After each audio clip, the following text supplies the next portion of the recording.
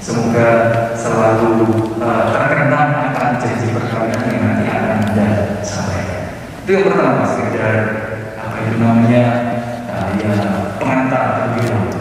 Nah, sekarang kita masuk kepada bacaan-bacaan pertemuan hari ini. Nah, mari kita memahami secara baru teks-teks hari ini. Ada yang menarik ya, rupa-rupanya bisa sedikit sambung dengan Mbak Ajeng, tetapi saya tidak tahu apakah sambung dengan Mas Abdul. Karena tadi diceritakan tidak baik manusia itu hidup seorang diri saja, lalu Tuhan berkehendak menjadikan penolong baginya. Sebelumnya manusia itu sudah punya yang lain, yaitu binatang. Nah, agak sedikit sambung kok. Sebelum dengan Mas Abdul, Mbak Ajeng itu sudah ditemani banyak binatang. Sebenarnya hanya satu jenis binatang, maka kucing. Tetapi rupa-rupanya kucing itu tidak bisa menjadi penolong baginya. Maka dalam teks tadi kan ditulis Tuhan menjadi penolong, tetapi kucing rupa-rupanya tidak cukup menjadi penolong. Saya tidak tahu peliharaannya Mas Abdul apa, punya kucing juga atau punya berbagai macam burung, saya tidak tahu. Tetapi gagasannya ternyata binatang itu tidak bisa menjadi teman dalam arti yang sesungguhnya.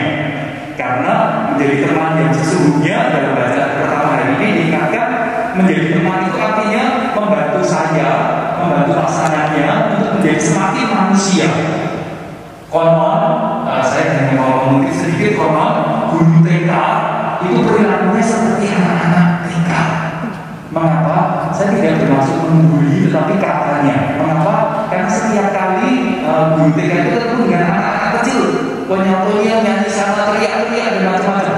Maka guru TK kalau hobinya teriak-teriak, lompat-lompat, lupa usia, itu karena umurnya dengan itu. Nah, saya dengar Mbak Ajeng sudah membuka tawaran adopsi untuk kucing-kucingnya. Dari 20 katanya tinggal 2 yang dipelihara. Mengapa? Tapi betul juga itu yang perlu dipikirkan ketika Anda mau menikah. Kalau kita punya banyak hobi, punya banyak apapun, rasa-rasanya kita perlu punya lebih berjarak dari sana. Kalau tidak, nanti jangan-jangan Mbak Ajeng akan bersikap seperti kucing pada Mas Abdul. Tapi Mas Abdul juga harus siap sih kalau sesekali Mbak Ajeng nyata, karena dan sampai sekarang yang paling dekat dengannya kucing gitu ya, malah gagasannya. Tapi itu jelas sesuai dengan bahasa hari ini.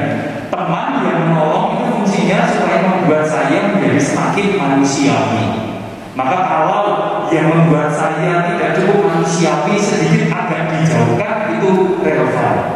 Maka kalau menikah, sebagai orang yang menikah harus meninggalkan sedikit banyak hobi-hobi dan kesenangannya, rumah-rumahnya relevan. Kalau hobi-hobi itu tidak membuat Anda menjadi semakin manusia. Kalau Mas Abdul itu suka mancing misalnya, wah ya sedikit-sedikit mancing-mancing gitu ya, saya tidak tahu. Tapi sedikit-sedikit bacaan dari ini mengingatkan kalau mancing itu, hobi mancing itu membuat Anda semakin manusiawi pada istri, pada keluarga baru ini, maka lestarikan mancingnya. Tetapi kalau ternyata itu tidak membuat kita menjadi semakin manusiawi, bacaan dari ini mengingatkan yuk dikurangi. Karena teman yang sepadan, teman yang menolong, berarti Anda berdua. Itu pertemuan pertama hari ini. Maka Anda dalam bacaan hari ini mengingatkan nanti kalau menikah saling bertolong-tolong. Saya selalu senang mengatakan kutipan ini. Kalau Anda menikah berarti Mas Abdul menjadi bapak, menjadi suami itu bukan prestasi Mas Abdul sendiri, tetapi Anda semakin menjadi laki-laki, semakin menjadi bapak, semakin maskulin, semakin jantan, itu karena dibantu oleh Mbak Ajeng. Sama seperti Mbak Ajeng, menjadi semakin feminim, menjadi semakin ibu, menjadi semakin istri, itu bukan karena prestasi Anda sendiri, tetapi karena dibantu oleh suami. Maka saling menolonglah Anda berdua.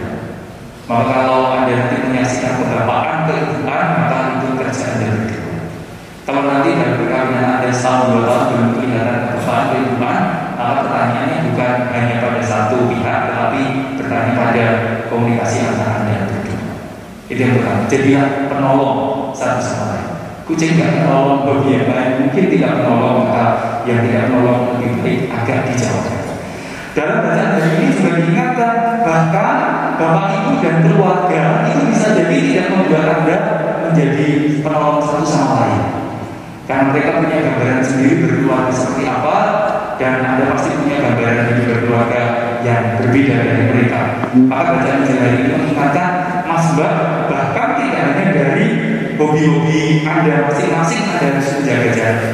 Rupa-rupanya dengan keluarga besar pun Anda harus menjaga jarak. Dengan teman-teman pun harus menjaga jarak. Maka saya juga senang mengulangi kata-kata ini. Kalau perkawinan Anda ingin lestari, maka kumpulono wong sing belum ijab langgeng. Maka jangan mengumpuli orang-orang yang belum ijab karena pikirannya pasti tidak berpikir tentang keluarga. Maka kumpulilah orang-orang yang menikah dan setia pada perkawinannya. Maka Anda akan punya bagasan kelanggengan dalam perkawinan. Itu bacaan Injil hari ini. Lalu yang terakhir para saudari dan saudara, untuk Mas Abdul dan Mbak Ajeng, dalam bacaan-bacaan hari ini kita juga diingatkan supaya sebagai orang-orang yang menghendaki perkawinan ini, Anda berdua senantiasa menghendakinya untuk seterusnya. Bukan menghendakinya hanya untuk temporary, tetapi untuk seterusnya.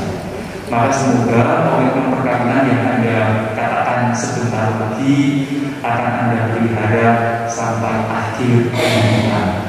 Semoga Anda senantiasa menjadi bapak dan ibu yang baik bagi putra-putri yang Tuhan percayakan. Semoga Anda berdua menjadi laki-laki dan perempuan yang patut diperhitungkan di masyarakat tempat Anda tinggal. Dan semoga komitmen Anda senantiasa lestari dari sekarang sampai seterusnya. Dan semoga juga Anda selalu ingat, setiap keluarga punya kurang lebihnya. Bacaan hari ini mengajak kita untuk bercermin pada Tuhan sendiri, kesetiaannya tanpa kesudahan. Bukan bercermin selalu pada orang lain, karena cerminnya pasti berbeda. Kita belajar pada Tuhan yang setia, maka semoga dengan demikian Anda menjadi setia. Profesiat untuk komitmennya, yakin mau menikah hari ini? Yakin atau yakin banget? Nah, oke, kalau Anda mau menikah hari ini, maka mari kita persiapkan hati, persiapkan diri kita hendak memasuki liturgi perkawinan. Lalu sebelumnya mari kita memikirkan kembali pilihan ini, membatinkan pilihan ini, karena setelah janji dikatakan